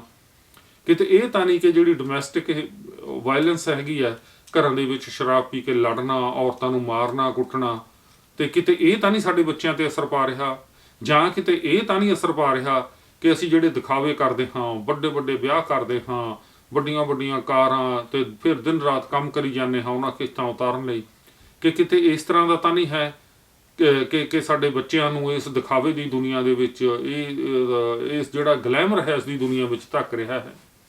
ਸੋ ਇਹ ਸਾਨੂੰ ਸਾਰੀਆਂ ਚੀਜ਼ਾਂ ਸੋਚਣੀਆਂ ਪੈਣਗੀਆਂ, ਕਿਉਂਕਿ ਇਹ ਜਿਹੜੇ ਪ੍ਰੋਗਰਾਮ ਨੇ ਇਹਨਾਂ ਦੇ ਵਿੱਚ ਸਾਡੇ ਬੱਚਿਆਂ ਦਾ ਬਹੁਤ ਨਾਂ ਆ ਰਿਹਾ ਹੈ। ਸਾਡੇ ਬੱਚੇ ਇਸ ਤਰ੍ਹਾਂ ਦੀ ਹਿੰਸਾ ਦੇ ਵਿੱਚ ਸ਼ਾਮਲ ਨੇ, ਤੇ ਇਹ ਰੁਝਾਨ ਹੈ ਜਿਹੜਾ ਡਰੱਗ ਨਾਲ ਰਿਲੇਟਡ ਗੈਂਗਸ ਦਾ, ਇਹ ਸਾਡੇ ਬਰੈਂਪਟਨ ਵੱਲ, ਸਾਡੇ ਟੋਰਾਂਟੋ ਏਰੀਏ ਦੇ ਵਿੱਚ ਵੀ ਆ ਰਿਹਾ ਹੈ। ਸੋ ਇਸ ਨੂੰ ਦੋਸਤੋ ਰੋਕਣ ਦੀ ਬੜੀ ਲੋੜ ਹੈ। ਸੋ ਮੈਂ ਤਾਂ ਇਹੋ ਬੇਨਤੀ ਕਰੂੰਗਾ ਕਿ ਆਪਣੇ ਬੱਚਿਆਂ ਨੂੰ ਪੂਰਾ ਟਾਈਮ ਦਿਓ, ਉਹਨਾਂ ਦਾ ਧਿਆਨ ਰੱਖੋ, ਉਹਨਾਂ ਨੂੰ ਸਪੋਰਟਸ ਦੇ ਵਿੱਚ, ਉਹਨਾਂ ਨੂੰ ਇਸ ਤਰ੍ਹਾਂ ਦੀਆਂ ਐਕਟੀਵਿਟੀਜ਼ ਦੇ ਵਿੱਚ ਪਾਓ, ਤਾਂ ਕਿ ਜਿਹੜੀ ਉਹਨਾਂ ਦੀ એનર્ਜੀ ਹੈ ਉਹ ਸਹੀ ਪਾਸੇ ਲੱਗ ਸਕੇ। ਜੇ ਤੁਸੀਂ ਘਰ ਹੀ ਨਹੀਂ ਰਹੋਗੇ, ਜੇ ਤੁਸੀਂ 8-10 ਦਿਨਾਂ ਬਾਅਦ ਟਰੱਕ ਤੋਂ ਮੁੜਨਾ ਹੈ, ਜਾਂ ਤੁਸੀਂ ਓਵਰ ਟਾਈਮ ਹੀ ਲਾਈ ਜਾਣੇ ਨੇ, ਤੇ ਫਿਰ ਜਿਹੜੇ ਨਤੀਜੇ ਨੇ ਉਹ ਇਸੇ ਤਰ੍ਹਾਂ ਦੇ ਨਿਕਲਣਗੇ। ਸੋ ਸਾਡੀ ਉਹਨਾਂ ਸਾਰਿਆਂ ਮਾਪਿਆਂ ਨਾਲ ਹਮਦਰਦੀ ਹੈ, ਤੇ ਉਹਨਾਂ ਮਾਵਾਂ ਦਾ ਦੁੱਖ ਨਹੀਂ ਵੇਖਿਆ ਜਾ ਸਕਦਾ ਤੋਂ ਜਿਨ੍ਹਾਂ ਦੇ ਨੌਜਵਾਨ ਬੱਚੇ ਇਸ ਗੈਂਗਵਾਰ ਦੀ ਭੇਟ ਚੜ੍ਹ ਗਏ। ਸੋ ਦੋਸਤੋ, ਆ 2 ਦਿਨ ਪਹਿਲਾਂ ਈਦ ਦਾ ਤਿਉਹਾਰ ਲੰਘ ਕੇ ਗਿਆ ਹੈ। ਅਸੀਂ ਆਪਣੇ ਚੈਨਲ ਵੱਲੋਂ ਜਿੰਨੇ ਵੀ ਸਾਡੇ ਮੁਸਲਿਮ ਭੈਣ ਭਰਾ ਨੇ, ਅਸੀਂ ਸਾਰਿਆਂ ਨੂੰ ਈਦ ਮੁਬਾਰਕ ਕਹਿੰਦੇ ਹਾਂ। ਸੋ ਇਹ ਬੜਾ ਪਵਿੱਤਰ ਮਹੀਨਾ ਮੰਨਿਆ ਜਾਂਦਾ, ਰਮਜ਼ਾਨ ਦਾ ਮਹੀਨਾ, ਤੇ ਸਾਡੇ ਮੁਸਲਿਮ ਭਰਾ ਰੋਜ਼ੇ ਰੱਖਦੇ ਨੇ, ਤੇ ਫਿਰ ਈਦ ਹੁੰਦੀ ਹੈ। ਤੋ ਈਦ ਵਾਲਾ ਦਿਨ ਹੈ ਜਿਹੜਾ, ਉਹਦੀਆਂ ਰੌਣਕਾਂ ਵੇਖਣ ਵਾਲੀਆਂ ਹੁੰਦੀਆਂ ਨੇ। ਤੁਸੀਂ ਦੇਖਦੇ ਹੋ ਕਿਵੇਂ ਹਜ਼ਾਰਾਂ ਦੀ ਗਿਣਤੀ ਦੇ ਵਿੱਚ ਸਮੂਹਿਕ ਤੌਰ ਤੇ ਲੋਕ ਨਮਾਜ਼ ਅਦਾ ਕਰਦੇ ਨੇ, ਤੇ ਨਮਾਜ਼ ਅਦਾ ਕਰਨ ਤੋਂ ਬਾਅਦ ਈਦ ਵਾਲੇ ਦਿਨ ਤੋਂ ਇੱਕ ਦੂਸਰੇ ਨੂੰ ਇੱਦਾਂ ਜੱਫੀਆਂ ਪਾ ਕੇ, ਤੋਂ ਇਸ ਤਰ੍ਹਾਂ ਸਿਰ ਇੱਧਰ ਉੱਧਰ ਕਰਕੇ ਮਿਲਦੇ ਨੇ, ਜਿਸ ਤਰ੍ਹਾਂ ਸਾਡੀਆਂ ਬਜ਼ੁਰਗ ਮਾਤਾਵਾਂ ਮਿਲਿਆ ਕਰਦੀਆਂ ਸੀ ਆਪਸ ਦੇ ਵਿੱਚ ਜਦੋਂ ਉਹ ਇੱਕ ਦੂਜੇ ਦੇ ਰਿਸ਼ਤੇਦਾਰ ਦੇ ਜਾਂਦੀਆਂ ਸੀਗੀਆਂ। ਸੋ ਲੇਕਿਨ ਕਰੋਨਾ ਕਰਕੇ ਜਿਹੜਾ ਇਹ ਮਿਲਣ ਗਿਲਣ ਹੈ, ਈਵਨ ਹੱਥ ਤੱਕ ਮਿਲਾਉਣਾ ਜਿਹੜਾ ਹੈਗਾ, ਉਹ ਹੁਣ ਸੰਭਵ ਨਹੀਂ ਰਿਹਾ। ਤੋ ਇਹ ਸਾਰੇ ਤਿਉਹਾਰ ਸੀਗੇ, ਈਦ ਦੇ ਤਿਉਹਾਰ, ਈਦ ਦੇ ਬੜੇ ਬੜੇ ਮੇਲੇ ਲੱਗਦੇ ਸੀਗੇ, ਤੇ ਉਹ ਸਾਰੇ ਨੇ ਜਿਹੜੇ ਉਹ ਫਿੱਕੇ ਪੈ ਗਏ। ਲੇਕਿਨ ਫਿਰ ਵੀ ਜਿਹੜੀਆਂ ਭਾਵੇਂ ਪਾਰਟੀਆਂ ਉਹ ਕੈਂਸਲ ਹੋ ਗਈਆਂ, ਉਹ ਨਹੀਂ ਉਸ ਤਰ੍ਹਾਂ ਕਰ ਸਕੇ ਜਿਸ ਤਰ੍ਹਾਂ ਉਹ ਕਰਦੇ ਹੁੰਦੇ ਸੀ। ਲੇਕਿਨ ਉਹਨਾਂ ਨੇ ਘਰਾਂ ਦੇ ਵਿੱਚ ਮਨਾਇਆ, ਵਰਚੁਅਲੀ ਮਨਾਇਆ, ਇੱਕ ਦੂਸਰੇ ਨੂੰ ਮੁਬਾਰਕਾਂ ਦਿੱਤੀਆਂ, ਤੇ ਸਾਡੇ ਵੱਲੋਂ ਵੀ ਸਾਰੇ ਹੀ ਮੁਸਲਿਮ ਭੈਣਾਂ ਭਰਾਵਾਂ ਨੂੰ ਈਦ ਮੁਬਾਰਕ। ਸੋ ਦੋਸਤੋ, ਮੈਨੂੰ ਇੱਕ ਗੱਲ ਸਮਝ ਨਹੀਂ ਆ ਰਹੀ ਕਿ ਰਮਜ਼ਾਨ ਦਾ ਮਹੀਨਾ ਚੱਲ ਰਿਹਾ ਸੀ, ਸਾਰੇ ਮੁਸਲਿਮ ਭਰਾਵਾਂ ਨੇ ਰੋਜ਼ੇ ਰੱਖੇ ਹੋਏ ਸਨ। ਮੁਸਲਮਾਨ ਭਰਾਵਾਂ ਦੇ ਵਿੱਚ ਸੁੰਨੀ, ਸ਼ੀਆ, ਸੋ ਇਸ ਤਰ੍ਹਾਂ ਦੇ ਜਿਹੜੇ ਵਿਤਕਰੇ ਹਨ, ਹੈ ਸਾਰੇ ਮੁਸਲਮਾਨ ਹੀ, ਇਹ ਸਿੱਖਾਂ 'ਚ ਵੀ ਹਨ, ਹਿੰਦੂਆਂ 'ਚ ਵੀ ਹਨ, ਮੁਸਲਮਾਨਾਂ ਦੇ ਵਿੱਚ ਵੀ ਹਨ। ਲੇਕਿਨ ਅਸੀਂ ਇੱਕ ਦੂਸਰੇ ਨੂੰ ਵਿਚਾਰ ਪ੍ਰਗਟਾਉਣ ਦਾ ਮੌਕਾ ਨਹੀਂ ਦਿੰਦੇ, ਉਸ ਨੂੰ ਬੋਲਣ ਦੀ ਆਜ਼ਾਦੀ ਨਹੀਂ ਦਿੰਦੇ। ਸਾਡੇ ਧਰਮ ਨੇ ਸਾਨੂੰ ਇਹ ਚੀਜ਼ਾਂ ਤਾਂ ਨਹੀਂ ਸੀ ਸਿਖਾਈਆਂ, ਲੇਕਿਨ ਜਿਹੜਾ ਸਾਡਾ ਜਨੂਨ ਹੈ ਉਹ ਜਿਹੜਾ ਇੰਨਾ ਸਾਡੇ ਸਿਰ ਚੜ੍ਹ ਚੁੱਕਿਆ, ਤੇ ਅਸੀਂ ਜਿਹੜਾ ਮਨੁੱਖਤਾ ਨੂੰ ਮਾਰਨ ਲੱਗੇ, ਉਹ ਇੱਕੋ ਹੀ ਧਰਮ ਦੇ ਲੋਕਾਂ ਨੂੰ ਮਾਰਨ ਲੱਗੇ, ਭੋਰਾ ਕਿਰਕ ਨਹੀਂ ਕਰਦੇ। ਸੋ ਪਿਛਲੇ ਦਿਨੀ ਅਫਗਾਨਿਸਤਾਨ ਦੇ ਵਿੱਚ ਬੰਬ ਫਟੇ, ਛੋਟੇ ਛੋਟੇ ਬੱਚੇ ਜਿਹੜੇ ਸਕੂਲਾਂ ਦੇ ਵਿੱਚ ਪੜ੍ਹਨ ਜਾਂਦੇ ਸੀ, ਉਹ ਵੀ ਵਿੱਚੇ ਵਿਚਾਰੇ ਮਾਰ ਦਿੱਤੇ ਗਏ। ਲੜਕੀਆਂ ਨੂੰ ਪੜ੍ਹਨ ਨਹੀਂ ਦਿੱਤਾ ਜਾਂਦਾ, ਲੜਕੀਆਂ ਦੇ ਸਕੂਲਾਂ ਕੋਲੇ ਜਿਹੜੇ ਬੰਬ ਵਿਸਫੋਟ ਹੁੰਦੇ ਨੇ, ਤੁਹਾਨੂੰ ਪਤਾ ਹੀ ਹੈ। ਸੋ ਪਿਛਲੇ ਦਿਨ ਜਿਹੜਾ ਹੋਇਆ, ਉਹਦੇ ਵਿੱਚ ਜਿਹੜੀਆਂ ਛੋਟੀਆਂ ਛੋਟੀਆਂ ਬੱਚੀਆਂ, ਉਹਨਾਂ ਦੀਆਂ ਕਿਤਾਬਾਂ ਖਿਲਰੀਆਂ ਪਈਆਂ ਨੇ, ਉਹਨਾਂ ਦੇ ਸਕੂਲ ਵਾਲੇ ਕੱਪੜੇ ਪਾਏ ਹੋਏ ਨੇ, ਤੇ ਉਹਨਾਂ ਨੂੰ ਮਾਰ ਦਿੱਤਾ ਗਿਆ। ਸੋ ਦੋਸਤੋ, ਕੋਈ ਧਰਮ ਇਸ ਤਰ੍ਹਾਂ ਦਾ ਨਹੀਂ ਤੁਹਾਨੂੰ ਸਿੱਖਿਆ ਦਿੰਦਾ ਕਿ ਮਨੁੱਖਤਾ ਦਾ ਕਤਲ ਕਰੋ। ਜੇ ਤੁਸੀਂ ਇਹ ਮੰਨਦੇ ਹੋ ਕਿ ਸਾਰੀ ਇਨਸਾਨੀਅਤ ਜਿਹੜੀ ਹੈ, ਸਾਰੇ ਜਿਹੜੇ ਮਨੁੱਖ ਨੇ ਉਹ ਪ੍ਰਮਾਤਮਾ ਨੇ ਬਣਾਏ ਹੋਏ ਨੇ, ਤੇ ਫਿਰ ਤੁਸੀਂ ਕਿਉਂ ਇੱਕ ਦੂਸਰੇ ਨੂੰ ਮਾਰਦੇ ਹੋ? ਕਿਉਂ ਨਹੀਂ ਤੁਸੀਂ ਦੂਸਰੇ ਨੂੰ ਜੀਣ ਦਾ ਹੱਕ ਦਿੰਦੇ? ਸੋ ਧਰਮ ਦੇ ਆਧਾਰ ਤੇ ਜਿੰਨਾ ਨੁਕਸਾਨ ਇਹਨਾਂ ਲੋਕਾਂ ਨੇ ਸਾਡਾ ਕੀਤਾ ਹੈ, ਮੇਰਾ ਖਿਆਲ ਹੈ ਉਹਨਾਂ ਕਿਸੇ ਲੜਾਈਆਂ ਦੇ ਵਿੱਚ ਨਹੀਂ ਹੋਇਆ ਹੋਣਾ, ਸੋ ਇਹ ਸਮਝਣ ਦੀ ਲੋੜ ਹੈ। तो ਇਹਦੇ ਨਾਲ ਹੀ ਜੁੜਦੀ ਮੈਂ ਗੱਲ ਤੁਹਾਨੂੰ ਇਹ ਵੀ ਦੱਸ ਦਿੰਦਾ ਕਿ ਜਦੋਂ ਹੁਣ ਮੈਂ ਤੁਹਾਨੂੰ ਪ੍ਰੋਗਰਾਮ ਪੇਸ਼ ਕਰ ਰਿਹਾ ਤੇ ਇਸ ਵਕਤ ਜਿਹੜਾ ਹੈ ਗਾਜ਼ਾ ਪੱਟੀ ਦੇ ਉੱਪਰ ਜਿਹੜੇ ਹਾਲਾਤ ਨੇ ਉਹ ਬਹੁਤ ਹੀ ਖਰਾਬ ਹੋ ਚੁੱਕੇ ਨੇ। ਸੋ ਇੱਕ ਪਾਸੇ ਫਲਸਤੀਨ ਹੈ, ਇੱਕ ਪਾਸੇ ਇਜ਼ਰਾਈਲ ਹੈ, ਤੇ ਉਹ ਆਪਸ ਦੇ ਵਿੱਚ ਜਦੋਂ ਦੀ ਮੈਂ ਸੋਝੀ ਸੰਭਲੀ ਆ ਮੈਂ ਤਾਂ ਉਦੋਂ ਦਾ ਹੀ ਦੇਖਦਾ ਲੜਦੇ ਆ ਰਹੇ ਨੇ। ਕਦੇ ਇਹ ਲੜਾਈ ਹੁੰਦੀ ਸੀ ਕਿ ਉਹ ਪੱਥਰ ਮਾਰਦੇ ਸੀਗੇ, ਤੇ ਹੁਣ ਜਿਹੜੀ ਗੱਲ ਹੈਗੀ ਉਹ ਪੱਥਰਾਂ ਤੋਂ ਅੱਗੇ ਲੰਘ ਚੁੱਕੀ ਹੈ ਕਿਉਂਕਿ ਵਿਗਿਆਨ ਦਾ ਜ਼ਮਾਨਾ ਆ ਚੁੱਕਿਆ ਤੇ ਹੁਣ ਇੱਕ ਦੂਸਰੇ ਤੇ ਰਾਕਟ ਸੁੱਟਦੇ ਨੇ, ਮਿਜ਼ਾਈਲਾਂ ਸੁੱਟਦੇ ਨੇ। ਸੋ ਮੇਰੇ ਖਬਰ ਦੇਣ ਤੱਕ ਤੇ ਸੈਂਕੜੇ ਲੋਕ ਉੱਥੇ ਨੇ ਜਿਹੜੇ ਉਹ ਮਾਰੇ ਜਾ ਚੁੱਕੇ ਨੇ। ਤੇ ਇਹ ਜਿਹੜੀ ਬੰਬਾਰੀ ਹੈ ਜਾਂ ਇਹ ਜਿਹੜੀਆਂ ਮਿਜ਼ਾਈਲਾਂ ਰਾਕਟ ਸੁੱਟੇ ਜਾਣ ਦਾ ਦ੍ਰਿਸ਼ ਨੇ ਉਹ ਅਜੇ ਵੀ ਮੈਂ ਟੈਲੀਵਿਜ਼ਨ ਤੇ ਦੇਖ ਰਿਹਾ, ਅਜੇ ਵੀ ਉਹ ਇੱਕ ਦੂਸਰੇ ਨੂੰ ਮਾਰ ਰਹੇ ਨੇ। ਇਹਦਾ ਅੰਤ ਕਦੋਂ ਕੀ ਹੋਵੇਗਾ? ਸੋ ਇੱਥੇ ਸਾਡੇ ਜਿਹੜੇ ਦੁਨੀਆ ਭਰ ਦੇ ਵੱਡੇ ਮੁਲਕ ਨੇ ਇਸ ਮਸਲੇ ਨੂੰ ਕਿਉਂ ਨਹੀਂ ਹੱਲ ਕਰ ਸਕੇ? ਭਾਵੇਂ ਉਹ ਯਾਸਰ ਅਰਾਫਾਤ ਦਾ ਟਾਈਮ ਸੀਗਾ, ਭਾਵੇਂ ਕੁਛ ਸੀ, ਅਸੀਂ ਕਦੇ ਹਮਾਸ ਨੂੰ ਕਹਿ ਦਿੰਦੇ ਹਾਂ, ਕਦੇ ਕਿਸੇ ਨੂੰ ਕਹਿ ਦਿੰਦੇ ਹਾਂ। ਕਸੂਰ ਤਾਂ ਅਕਸਰ ਦੋਨਾਂ ਤਰ੍ਹਾਂ ਦਾ ਹੀ ਹੁੰਦਾ। ਤੇ ਇਹਦਾ ਮਸਲੇ ਦਾ ਕਿਉਂ ਹੱਲ ਨਹੀਂ ਹੋ ਰਿਹਾ? ਕਿਉਂ ਨਹੀਂ ਫਲਸਤੀਨ ਜਿਹੜਾ ਹੈਗਾ ਉਹਦੇ ਜਿਹੜੇ ਲੋਕ ਨੇ ਉਹਨਾਂ ਨੂੰ ਬਿਠਾ ਕੇ ਉਹਨਾਂ ਨਾਲ ਕੋਈ ਗੱਲ ਕੀਤੀ ਜਾਂਦੀ? ਸੋ ਇਹ ਮਸਲਾ ਜਿਹੜਾ ਹੱਲ ਹੋਣਾ ਚਾਹੀਦਾ, ਨਹੀਂ ਤਾਂ ਇਹ ਮਸਲਾ ਪੂਰੀ ਦੁਨੀਆ ਲਈ ਕਦੇ ਬਹੁਤ ਵੱਡਾ ਖਤਰਾ ਬਣ ਸਕਦਾ ਹੈ। ਸੋ ਇਹਨਾਂ ਬੇਕਸੂਰ ਲੋਕਾਂ ਦੇ ਵਿੱਚ ਜੋ ਮਾਰੇ ਗਏ ਨੇ ਇਹਨਾਂ ਲੜਾਈਆਂ ਦੇ ਵਿੱਚ ਜਾਂ ਇਹਨਾਂ ਬੰਬਾਂ ਦੇ ਵਿੱਚ, ਕਿਉਂਕਿ ਬੰਬ ਜਾਂ ਜਿਹੜਾ ਬੰਦੂਕ ਹੈ ਉਹ ਕਦੇ ਨਹੀਂ ਦੇਖਦਾ ਕਿ ਬੰਦਾ ਕਸੂਰਵਾਰ ਹੈ ਜਾਂ ਨਹੀਂ। ਸੋ ਮਾਰੇ ਹਮੇਸ਼ਾ ਬੇਕਸੂਰ ਲੋਕ ਹੀ ਜਾਂਦੇ ਨੇ। ਸੋ ਸਾਡੀ ਸਾਰੇ ਉਹਨਾਂ ਨਾਲ ਹਮਦਰਦੀ ਹੈ ਤੇ ਅਸੀਂ ਚਾਹੁੰਦੇ ਹਾਂ ਕਿ ਮਨੁੱਖ ਬਣ ਕੇ ਜਿਉਣਾ ਸਿੱਖੇ।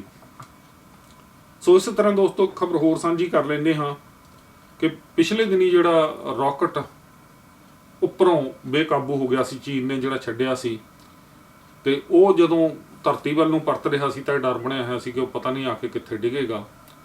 ਉਹ ਪਿਛਲੇ ਦਿਨੀ ਤੁਸੀਂ ਦੇਖਿਆ ਹੋਣਾ ਤੇ ਉਹਦੇ ਜਿਹੜੇ ਕੁਝ ਟੁਕੜੇ ਨੇ ਸਾਡੇ ਹਿੰਦ ਮਹਾਸਾਗਰ ਦੇ ਵਿੱਚ ਡਿੱਗੇ ਤੇ ਕੁਝ ਨੇ ਜਿਹੜੇ ਉਹ ਅਰਬ ਸਾਗਰ ਦੇ ਵਿੱਚ ਡਿੱਗੇ। ਤੇ ਇਹ ਕੁਦਰਤ ਦਾ ਕਹਿ ਲਓ ਸਾਡੇ ਉੱਪਰ ਇੱਕ ਬਹੁਤ ਵੱਡਾ ਅਹਿਸਾਨ ਹੈ ਕਿ ਕੁਦਰਤ ਨੇ ਸਾਡੀ ਧਰਤੀ ਦੇ ਆਲੇ ਦੁਆਲੇ ਕੁਝ ਇਸ ਤਰ੍ਹਾਂ ਦੀਆਂ ਪਰਤਾਂ ਬਣਾਈਆਂ ਹੋਈਆਂ ਨੇ। ਮੈਂ ਤੁਹਾਨੂੰ ਅਗਲੇ ਇੱਕ ਦੋ ਪ੍ਰੋਗਰਾਮਾਂ ਜਾ ਕੇ ਦੱਸੂਗਾ। ਇਹ ਜਿਹੜੀਆਂ ਪਰਤਾਂ ਨੇ, ਜਦੋਂ ਕੋਈ ਵੀ ਚੀਜ਼ ਸਪੇਸ ਵੱਲੋਂ ਖਲਾ ਵੱਲੋਂ ਆਉਂਦੀ ਹੈ ਤਾਂ ਉਹਦੇ ਵਿੱਚ ਹੀ ਲੰਘ ਕੇ ਆਉਣਾ ਪੈਂਦਾ ਹੈ। ਤੇ ਜਦੋਂ ਕੋਈ ਵੀ ਵਸਤੂ ਧਰਤੀ ਦੇ ਵਾਤਾਵਰਨ ਸ਼ਾਮਲ ਹੁੰਦੀ ਹੈ ਤੇ ਇਹ ਜਿਹੜਾ ਹੈਗਾ ਉਹਨੂੰ ਖਤਮ ਕਰ ਦਿੱਤਾ ਜਾਂਦਾ, ਉਹਨੂੰ ਜਲਾ ਦਿੱਤਾ ਜਾਂਦਾ। ਲੇਕਿਨ ਜਿਹੜੇ ਕੁਝ ਵੱਡੇ ਪੀਸ ਹੁੰਦੇ ਨੇ ਉਹਦੇ ਵਿੱਚ ਹੀ ਲੰਘ ਵੀ ਆਉਂਦੇ ਨੇ। ਤੇ ਜੇ ਇਹ ਪਰਤਾਂ ਨਾ ਹੁੰਦੀਆਂ ਤਾਂ ਸਾਡਾ ਜੀਵਨ ਨਹੀਂ ਸੀ ਹੋਣਾ। ਇਹ ਪਰਤਾਂ ਕੀ ਨੇ ਇਹ ਮੈਂ ਤੁਹਾਨੂੰ ਕਦੇ ਆਉਣ ਵਾਲੇ ਪ੍ਰੋਗਰਾਮ ਦੇ ਵਿੱਚ ਦੱਸਾਂਗਾ।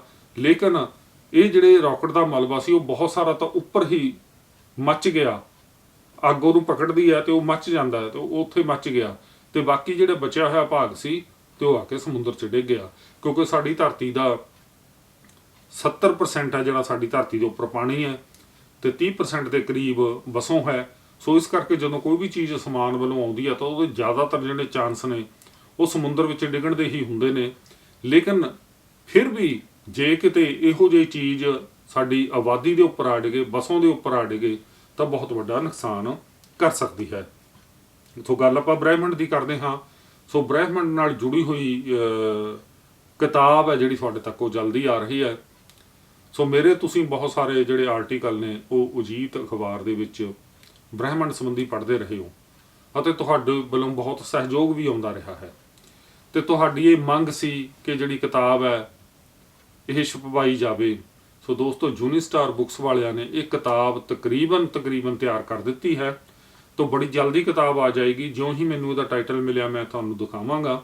ਸੋ ਜਿੱਥੇ ਵੀ ਕਿਤੇ ਤੁਸੀਂ ਪ੍ਰੋਗਰਾਮ ਸੁਣਦੇ ਹੋ ਤੇ ਯੂਨੀਵਰਸ ਦੇ ਵਿੱਚ, ਬ੍ਰਹਿਮੰਡ ਦੇ ਵਿੱਚ ਜਾਂ ਵਿਗਿਆਨ ਦੇ ਵਿੱਚ ਵਿਸ਼ਵਾਸ ਰੱਖਦੇ ਹੋ ਤਾਂ ਤੁਸੀਂ ਆਪਣੀ ਕਿਤਾਬ ਦੀ ਕਾਪੀ ਆ ਉਹ ਬੁੱਕ ਕਰਵਾ ਲਓ। ਯੂਨੀਸਟਾਰ ਬੁੱਕਸ ਨੂੰ ਦੱਸ ਦਿਓ, ਮੈਨੂੰ ਦੱਸ ਦਿਓ, ਜਾਂ ਜਿਹੜੇ ਸਾਡੇ ਪੁਸਤਕ ਵਿਕਰੇਤਾ ਹਨ ਉਹ ਇਸ ਕਿਤਾਬ ਨੂੰ ਜ਼ਰੂਰ ਖਰੀਦ ਕੇ ਜਿਹੜੇ ਬੱਚੇ ਨੇ, ਸਕੂਲਾਂ ਦੇ ਬੱਚੇ ਨੇ, ਉਹਨਾਂ ਤੱਕ ਜ਼ਰੂਰ ਪੁੱਜਦੀ ਕਰਨ। ਤੇ ਜਿਹੜੀਆਂ ਕਿਤਾਬਾਂ ਦੀਆਂ ਨੁਮਾਇਸ਼ਾਂ ਲੱਗਦੀਆਂ ਨੇ ਤਾਂ ਉਹਨਾਂ ਦੇ ਵਿੱਚ ਵੀ ਇਸ ਕਿਤਾਬ ਨੂੰ ਜਿਹੜਾ ਜ਼ਰੂਰ ਦਿਖਾਇਆ ਜਾਵੇ, ਕਿਉਂਕਿ ਸਾਡੀ ਪੰਜਾਬੀ ਦੇ ਵਿੱਚ ਵਿਗਿਆਨ ਜਾਂ ਬ੍ਰਹਿਮੰਡ ਸੰਬੰਧੀ ਬਹੁਤ ਘੱਟ ਲਿਖਿਆ ਜਾਂਦਾ ਹੈ।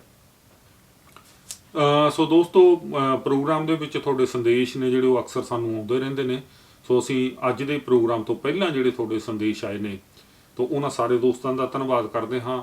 ਤੇ ਇਹ ਸਾਡੇ ਜਿਹੜੇ ਪਰਮਾਨੈਂਟ ਜਿਹੜੇ ਦਰਸ਼ਕ ਨੇ, ਸਰੋਤੇ ਨੇ, ਉਹ ਸਾਨੂੰ ਸੰਦੇਸ਼ ਭੇਜਦੇ ਰਹਿੰਦੇ ਨੇ, ਜਿਹਦੇ ਵਿੱਚ ਬਲਜੀਤ ਕੌਰ ਦਿੱਲੀ ਜੀ, ਉਹਨਾਂ ਦਾ ਫੋਨ ਹਰੇਕ ਪ੍ਰੋਗਰਾਮ ਨੂੰ ਦੇਖਣ ਤੋਂ ਬਾਅਦ ਆਉਂਦਾ ਹੈ। ਇਸੇ ਤਰ੍ਹਾਂ ਬਲਜੀਤ ਸਿੰਘ ਉਟਾਲ ਨੇ, ਉਹ ਵੀ ਹਰੇਕ ਪ੍ਰੋਗਰਾਮ ਨੂੰ ਸ਼ੇਅਰ ਕਰਦੇ ਨੇ। ਸੁਖਦੇਵ ਸਿੰਘ ਸਮਰਾ ਸਾਹਿਬ ਨੇ, ਹਿੰਮਤ ਸਿੰਘ ਕੈਲੀਫੋਰਨੀਆ ਤੋਂ ਨੇ, ਤੇ ਇਸੇ ਤਰ੍ਹਾਂ ਸੁਖਮਿੰਦਰ ਸਿੰਘ ਆਸਟ੍ਰੇਲੀਆ ਤੋਂ ਨੇ। ਸੋ ਇਹ ਜਿਹੜੇ ਸਾਡੇ ਦਰਸ਼ਕ ਨੇ, ਹੋਰ ਵੀ ਬਹੁਤ ਨੇ। ਰਾਣੀ ਧਾਲੀਵਾਲ ਜੀ ਨੇ, ਉਹ ਵੀ ਹਰੇਕ ਵਾਰ ਪ੍ਰੋਗਰਾਮ ਨੂੰ ਦੇਖਦੇ ਨੇ। ਸੋ ਜਿੰਨੇ ਵੀ ਸਾਡੇ ਦਰਸ਼ਕ ਇਸ ਪ੍ਰੋਗਰਾਮ ਨੂੰ ਦੇਖਦੇ ਨੇ, ਮੈਂ ਸਾਰਿਆਂ ਦਾ ਨਾਂ ਨਹੀਂ ਲੈ ਸਕਿਆ, ਕਈ ਵਾਰ ਨਾਂ ਵਿਸਰ ਜਾਂਦੇ ਨੇ ਜਾਂ ਨਹੀਂ ਤੁਹਾਡੇ ਯਾਦ ਰਹਿੰਦੇ। ਤੇ ਤੁਸੀਂ ਹਮੇਸ਼ਾ ਇਸ ਪ੍ਰੋਗਰਾਮ ਨੂੰ ਦੇਖੋ, YouTube ਤੇ ਜਾ ਕੇ ਆਪਣੇ ਵਿਚਾਰ ਵੀ ਦਿਓ, ਤੇ ਉੱਥੇ ਜਾ ਕੇ ਪ੍ਰੋਗਰਾਮ ਨੂੰ ਸਬਸਕ੍ਰਾਈਬ ਜ਼ਰੂਰ ਕਰੋ ਤਾਂ ਕਿ ਜਿਹੜੇ ਪ੍ਰੋਗਰਾਮ ਨੇ ਪਹਿਲ ਦੇ ਆਧਾਰ ਤੱਕ ਤੁਹਾਡੇ ਤੱਕ ਪਹੁੰਚਦੇ ਰਹਿਣ। ਸੋ ਜਾਂਦਾ ਮੈਂ ਇੱਕ ਗੱਲ ਹੋਰ ਵੀ ਕਹਾਂਗਾ ਤਾਂ ਦੋਸਤੋ, ਹਰਜੀਤ ਸਿੰਘ ਦਿਓਲ ਸਾਹਿਬ, ਉਹ ਵੀ ਸਾਨੂੰ ਹਮੇਸ਼ਾ ਆਪਣੇ ਸੰਦੇਸ਼ ਭੇਜਦੇ ਨੇ। ਤੋਂ ਨਾਲ ਉਹਨਾਂ ਨੇ ਇਸ ਵਾਰੀ ਸਾਨੂੰ ਇੱਕ ਆਪਣਾ ਵਿਚਾਰ ਵੀ ਭੇਜਿਆ। ਜਿਹੜੀ ਆਪਾਂ ਪਿਛਲੇ ਵਾਰ ਕਰੋਨਾ ਬਾਰੇ ਗੱਲ ਕੀਤੀ ਸੀ ਕਿ ਜਿਹੜਾ ਸਾਡਾ ਸਿਸਟਮ ਹੈ ਭਾਰਤ ਦਾ, ਉਹ ਖਾਸ ਕਰਕੇ ਜਿਹੜਾ ਮੈਡੀਕਲ ਸਿਸਟਮ ਹੈ ਉਹ ਕੋਲੈਪਸ ਹੋ ਚੁੱਕਿਆ, ਢਹਿ ਢੇਰੀ ਹੋ ਚੁੱਕਿਆ, ਕਿਉਂਕਿ ਨਾ ਲੋਕਾਂ ਨੂੰ ਆਕਸੀਜਨ ਮਿਲ ਰਹੀ ਹੈ, ਨਾ ਬੈੱਡ ਮਿਲ ਰਹੇ ਨੇ। ਤੇ ਪਿਛਲੇ ਦਿਨੀ ਮੈਨੂੰ ਇੱਕ ਬਹੁਤ ਹੀ ਖੂਬਸੂਰਤ ਕਵਿਤਾ ਪੜ੍ਹਨ ਨੂੰ ਮਿਲੀ ਡਾਕਟਰ ਰਵੇਲ ਸਿੰਘ ਦੀ, ਤੇ ਉਹਨਾਂ ਨੇ ਇਸ ਦਰਦ ਨੂੰ ਬਿਆਨਿਆ ਹੈ। ਤਾਂ ਕਿਸ ਤਰ੍ਹਾਂ ਮਾਵਾਂ ਤੜਫ ਰਹੀਆਂ ਨੇ, ਕਿਸ ਤਰ੍ਹਾਂ ਆਪਣੇ ਗਹਿਣੇ ਵੇਚ ਰਹੀਆਂ ਨੇ, ਇੱਕ ਸਿਲੰਡਰ ਦੀ ਖਾਤਰ ਉਹ ਕੀ ਉਹਨਾਂ ਨੂੰ ਤਰਲੇ ਕਰਨੇ ਪੈ ਰਹੇ ਨੇ, ਤੇ ਬਹੁਤ ਹੀ ਦੁਖਦਾਈ ਮੰਜ਼ਰ ਹੈ। ਤੇ ਇਹਦੇ ਵਿੱਚ ਦਿਓਲ ਸਾਹਿਬ ਕਹਿੰਦੇ ਨੇ ਕਿ ਕੀ ਸਿਰਫ ਸਰਕਾਰਾਂ ਦਾ ਕਸੂਰ ਹੈ, ਲੋਕਾਂ ਦਾ ਕਸੂਰ ਨਹੀਂ। ਦਿਓਲ ਸਾਹਿਬ, ਇਹ ਲੋਕਾਂ ਦਾ ਵੀ ਕਸੂਰ ਹੈ। ਲੋਕਾਂ ਦਾ ਕਸੂਰ ਤਾਂ ਹੈ ਜਦੋਂ ਲੋਕ ਹਜੂਮ ਬਣ ਕੇ ਕੁੰਭ ਵਰਗੇ ਮੇਲਿਆਂ ਤੇ ਇਕੱਠੇ ਹੋ ਜਾਂਦੇ ਨੇ, ਤਾਂ ਉਹ ਲੱਖਾਂ ਦੀ ਤਾਦਾਦ ਦੇ ਵਿੱਚ ਇਕੱਠੇ ਹੋ ਜਾਂਦੇ ਨੇ, ਭਾਵੇਂ ਉਹ ਕਿਤੇ ਵੀ ਹੋਵੇ, ਭਾਵੇਂ ਉਹ ਕਿਸਾਨਾਂ ਦਾ ਇਕੱਠ ਵੀ ਹੋਵੇ।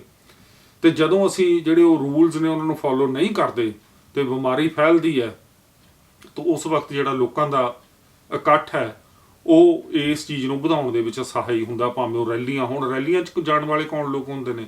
ਰੈਲੀਆਂ ਵਿੱਚ ਜਾਣ ਵਾਲੇ ਵੀ ਅਸੀਂ ਲੋਕ ਸਧਾਰਨ ਲੋਕ ਹੀ ਹੁੰਦੇ ਆ। ਮੈਂ ਫੇਰ ਕਹਾਂਗਾ, ਇਹ ਲੋਕ ਇਸ ਤਰ੍ਹਾਂ ਸਾਰਾ ਕੁਝ ਤਾਂ ਹੀ ਕਰਦੇ ਨੇ ਜਦੋਂ ਜਿਹੜਾ ਪ੍ਰਸ਼ਾਸਨ ਹੈ, ਉਸ ਦਾ ਜਿਹੜਾ ਕਾਨੂੰਨ ਹੈ, ਉਸ ਦੀ ਜਿਹੜੀ ਜ਼ਿੰਮੇਵਾਰੀ ਹੈ ਉਹ ਸਖਤ ਨਾ ਹੋਵੇ। ਜਦੋਂ ਪ੍ਰਸ਼ਾਸਨ ਇਜਾਜ਼ਤ ਦਿੰਦਾ ਲੋਕਾਂ ਨੂੰ ਇਕੱਠੇ ਹੋਣ ਦੀ, ਤੇ ਤਾਂ ਹੀ ਨੇ ਜਿਹੜੇ ਲੋਕ ਉਹ ਇਕੱਠੇ ਹੁੰਦੇ ਨੇ, ਤਾਂ ਹੀ ਹੈ ਜਿਹੜੀ ਉਹ ਮਹਾਮਾਰੀ ਫੈਲਦੀ ਹੈ। ਸੋ ਪ੍ਰਸ਼ਾਸਨ ਦੀ ਜਿਹੜੀ ਜ਼ਿੰਮੇਵਾਰੀ ਵੱਡੀ ਹੈ। ਅਸੀਂ ਲੋਕਾਂ ਨੂੰ ਕਹਿ ਸਕਦੇ ਹਾਂ, ਮੈਂ ਕਹਿੰਦਾ ਕਿ ਲੋਕਾਂ ਦਾ ਕਸੂਰ ਬਹੁਤ ਵੱਡਾ ਹੈ। ਇਸ ਕਰਕੇ ਵੱਡਾ ਹੈ, ਕੋਈ ਇਸ ਤਰ੍ਹਾਂ ਦੀਆਂ ਨਿਕੰਮੀਆਂ ਸਰਕਾਰਾਂ ਨੂੰ ਬਾਰ-ਬਾਰ ਚੁਣਦੇ ਨੇ। ਜੇ ਲੋਕ ਜਾਗਰਤ ਹੁੰਦੇ ਤਾਂ ਇਸ ਤਰ੍ਹਾਂ ਦੀਆਂ ਸਰਕਾਰਾਂ ਨੂੰ, ਜਿਹੜੇ ਤੁਹਾਡੇ ਲਈ ਜੀਣ ਦੇ ਪ੍ਰਬੰਧ ਨਹੀਂ ਕਰ ਸਕਦੀਆਂ, ਜਿਹੜੀਆਂ ਤੁਹਾਨੂੰ ਵਿੱਦਿਆ ਨਹੀਂ ਦੇ ਸਕਦੀਆਂ, ਤੁਹਾਨੂੰ ਦੂਸਰੇ ਮੁਲਕਾਂ ਵਿੱਚ ਗੁਲਾਮੀ ਕਰਨ ਤੇ ਮਜਬੂਰ ਕਰਦੀਆਂ ਨੇ, ਤੁਹਾਡੇ ਕੋਲ ਕੋਈ ਰੁਜ਼ਗਾਰ ਦੇ ਸਾਧਨ ਨਹੀਂ, ਤੁਹਾਡੇ ਕੋਲ ਕੋਈ ਤਕਨੀਕੀ ਸਾਧਨ ਨਹੀਂ, ਤਾਂ ਅਸੀਂ ਵਿਦੇਸ਼ਾਂ ਵਿੱਚ ਕਿਉਂ ਬੈਠੇ ਹਾਂ? ਸਾਨੂੰ ਆਪਣੇ ਮਨ ਤੋਂ ਪੁੱਛਣਾ ਪਵੇਗਾ ਕਿ ਸਾਡਾ ਕੰਟਰੀ ਸਾਨੂੰ ਕੀ ਨਹੀਂ ਦੇ ਸਕਿਆ। ਸਾਨੂੰ ਇਹ ਪੁੱਛਣਾ ਪਵੇਗਾ ਕਿ ਇਹ ਸਾਡਾ ਕਸੂਰ ਹੈ ਕਿ ਅਸੀਂ ਇਹਨਾਂ ਮੁਲਕਾਂ ਦੇ ਵਿੱਚ ਆ ਗਏ, ਆਪਣਾ ਵਤਨ ਛੱਡ ਕੇ, ਤੇ ਆਪਣੇ ਵਤਨ ਲਈ ਅਸੀਂ ਆਪਣੀਆਂ ਸੇਵਾਵਾਂ ਨਹੀਂ ਦਿੱਤੀਆਂ। ਤੇ ਇਹਦੇ ਪਿੱਛੇ ਜੇ ਸਾਡਾ ਕਸੂਰ ਹੈ ਤਾਂ ਕਸੂਰ ਉੱਥੋਂ ਦੀਆਂ ਸਰਕਾਰਾਂ ਦਾ ਵੀ ਹੈ, ਜਿਨ੍ਹਾਂ ਨੇ ਸਾਨੂੰ ਰੁਜ਼ਗਾਰ ਨਹੀਂ ਦਿੱਤਾ, ਜਿਨ੍ਹਾਂ ਨੇ ਸਾਨੂੰ ਚੰਗੀ ਕਿੱਤਾ ਮੁਖੀ ਐਜੂਕੇਸ਼ਨ ਨਹੀਂ ਦਿੱਤੀ, ਤੇ ਜਿਨ੍ਹਾਂ ਲਈ ਕਾਨੂੰਨ ਅਮੀਰ ਲਈ ਵੱਖਰਾ ਤੇ ਗਰੀਬ ਲਈ ਵੱਖਰਾ ਹੈ। ਤੇ ਵੱਡਾ ਕਸੂਰ ਮੈਂ ਫੇਰ ਕਹਾਂਗਾ ਕਿ ਲੋਕਾਂ ਦਾ ਹੈ, ਜੋ ਬਾਰ-ਬਾਰ ਇਸ ਤਰ੍ਹਾਂ ਦੀਆਂ ਨਿਕੰਮੀਆਂ ਸਰਕਾਰਾਂ ਨੂੰ ਚੁਣਦੇ ਨੇ। ਇੱਕ ਸ਼ਰਾਬ ਦੀ ਬੋਤਲ ਖਾਤਰ ਵਿਕ ਜਾਂਦੇ ਨੇ, ਤੇ ਛੋਟੇ-ਛੋਟੇ ਲਾਲਚਾਂ ਵਿੱਚ ਛੋਟੇ-ਛੋਟੇ ਕੰਮ ਕਰਾਉਣ ਦੇ ਬਦਲੇ ਉਹਨਾਂ ਦੇ ਅੱਗੇ ਮਤਲਬ ਵਿਛਣ ਤੱਕ ਜਾਂਦੇ ਨੇ, ਤੇ ਭੁੱਲ ਜਾਂਦੇ ਨੇ ਉਸ ਵਕਤ ਉਹ ਸਾਰਾ ਕੁਝ। ਤੇ ਇਹ ਲੋਕ ਤੁਹਾਨੂੰ ਬੜੀ ਹੁਸ਼ਿਆਰੀ ਨਾਲ ਆ ਕੇ ਖਰੀਦ ਲੈਂਦੇ ਨੇ, ਤੇ ਮੁੜ ਕੇ ਫਿਰ 5 ਸਾਲ ਤੁਹਾਨੂੰ ਇਸ ਤਰ੍ਹਾਂ ਦਾ ਰਗੜਾ ਲਾਉਂਦੇ ਨੇ ਕਿ ਤੁਸੀਂ ਵੇਖਦੇ ਰਹਿ ਜਾਂਦੇ ਹੋ। ਪੰਜਾਬ ਦੇ ਵਿੱਚ ਕੀ ਹਾਲਾਤ ਨੇ, ਦਿੱਲੀ ਦੇ ਵਿੱਚ ਕੀ ਹਾਲਾਤ ਨੇ, ਸਾਰੇ ਭਾਰਤ ਦੇ ਵਿੱਚ ਕੀ ਹਾਲਾਤ ਨੇ, ਤੁਸੀਂ ਚੰਗੀ ਤਰ੍ਹਾਂ ਵੇਖ ਰਹੇ ਹੋ। ਤੇ ਸਾਡੇ ਤਾਂ ਇੱਥੇ ਗਵਰਨਮੈਂਟ ਨੇ ਸਾਨੂੰ ਘਰੇ ਬੈਠਿਆਂ ਨੂੰ $2,000 ਦੇਤਾ ਸੀ, ਇਹ ਵੀ ਨਹੀਂ ਸੀ ਪੁੱਛਿਆ ਵੀ ਤੁਸੀਂ ਕੰਮ ਕਰਦੇ ਹੋ ਕਿ ਨਹੀਂ ਕਰਦੇ। ਤੇ ਸਾਡੇ ਬਿਜ਼ਨਸਾਂ ਨੂੰ ਉਹਨਾਂ ਨੇ $10,000 ਦੇਤਾ। ਤੇ ਸਾਡੇ ਘਰ ਬੈਠੇ ਲੋਕਾਂ, ਜਿਨ੍ਹਾਂ ਦੀਆਂ ਜੌਬਾਂ ਚਲੀਆਂ ਗਈਆਂ, ਤਾਂ ਉਹਨਾਂ ਨੂੰ ਸਾਰਾ ਕੁਝ ਦੇ ਰਹੇ ਨੇ। ਹੁਣ ਤੁਸੀਂ ਹਿੰਦੁਸਤਾਨ ਦੇ ਲੋਕਾਂ ਦੀ ਕਲਪਨਾ ਕਰਕੇ ਵੇਖੋ ਕਿ ਲੋਕਬੰਦੀ ਦੇ ਵਿੱਚ ਜਿਨ੍ਹਾਂ ਦੀਆਂ ਦੁਕਾਨਾਂ ਬੰਦ ਹੋ ਗਈਆਂ, ਸਰਕਾਰ ਵੱਲੋਂ ਕੋਈ ਸਹਾਇਤਾ ਨਹੀਂ, ਤੇ ਜਿਨ੍ਹਾਂ ਨੇ ਟੀਕਾ ਵੀ ਆਪਣੇ ਪੱਲਿਓਂ ਪੈਸੇ ਦੇ ਕੇ ਲਵਾਉਣਾ, ਤੇ ਜਿਨ੍ਹਾਂ ਨੇ ਹਸਪਤਾਲ ਦੇ ਖਰਚੇ ਪੂਰੇ ਕਰਨ ਲਈ ਆਪਣਾ ਘਰ ਘਾੜ ਜ਼ਮੀਨ ਸਾਰਾ ਕੁਝ ਵੇਚ ਦੇਣੀ ਆ, ਤਾਂ ਉਹ ਲੋਕ ਵਿਚਾਰੇ ਕਿੱਥੇ ਜਾਣਗੇ। ਸੋ ਸਰਕਾਰਾਂ ਨੂੰ ਇਹ ਪ੍ਰਬੰਧ ਕਰਨੇ ਪੈਣਗੇ। ਤਾਂ ਅਸੀਂ ਉਹਨਾਂ ਨੂੰ ਦੋਸ਼ੀ ਨਹੀਂ ਠਹਿਰਾ ਸਕਦੇ। ਨਹੀਂ ਤਾਂ ਇਹ ਹੁੰਦਾ ਕਈ ਵਾਰ ਕਿ ਸਾਨੂੰ ਪਤਾ ਨਹੀਂ ਲੱਗਦਾ ਕਿ ਅਸੀਂ ਕਿਹਦੇ ਹੱਕ ਦੇ ਵਿੱਚ ਭੁਗਤ ਜਾਂਦੇ ਹਾਂ। ਅਸੀਂ ਸਰਕਾਰਾਂ ਦੇ ਹੱਕ ਦੇ ਵਿੱਚ ਭੁਗਤ ਜਾਂਦੇ ਹਾਂ ਜਾਂ ਅਸੀਂ ਲੋਕਾਂ ਦੇ ਹੱਕ ਦੇ ਵਿੱਚ ਭੁਗਤ ਜਾਂਦੇ ਹਾਂ, ਸਾਨੂੰ ਇਸ ਗੱਲ ਦਾ ਪਤਾ ਨਹੀਂ ਲੱਗਦਾ। ਸੋ ਦੋਸਤੋ, ਸਾਨੂੰ ਇਹ ਸਾਰੀਆਂ ਚੀਜ਼ਾਂ ਸੋਚਣੀਆਂ ਪੈਣਗੀਆਂ। ਸੋ ਉਮੀਦ ਕਰਦਾ ਹਾਂ ਕਿ ਤੁਹਾਨੂੰ ਅੱਜ ਦੀ ਇਹ ਲੜੀ 17 ਪਸੰਦ ਆਈ ਹੋਵੇਗੀ। ਸੋ ਇੱਕ ਵਾਰੀ ਫੇਰ ਅਸੀਂ ਸਾਰੇ ਦਰਸ਼ਕਾਂ ਦਾ ਧੰਨਵਾਦ ਕਰਦੇ ਹਾਂ, ਸਾਰੇ ਲੋਕਾਂ ਨਾਲ ਹਮਦਰਦੀ ਕਰਦੇ ਹਾਂ ਤੋ ਜੋ ਇਸ ਤਰ੍ਹਾਂ ਦੇ ਹਾਲਾਤਾਂ ਦੇ ਵਿੱਚ ਫਸੇ ਹੋਏ ਨੇ। ਤੇ ਮੇਰੇ ਵੱਲੋਂ ਤੁਹਾਨੂੰ ਸਾਰਿਆਂ ਨੂੰ ਸਤਿ ਸ੍ਰੀ ਅਕਾਲ।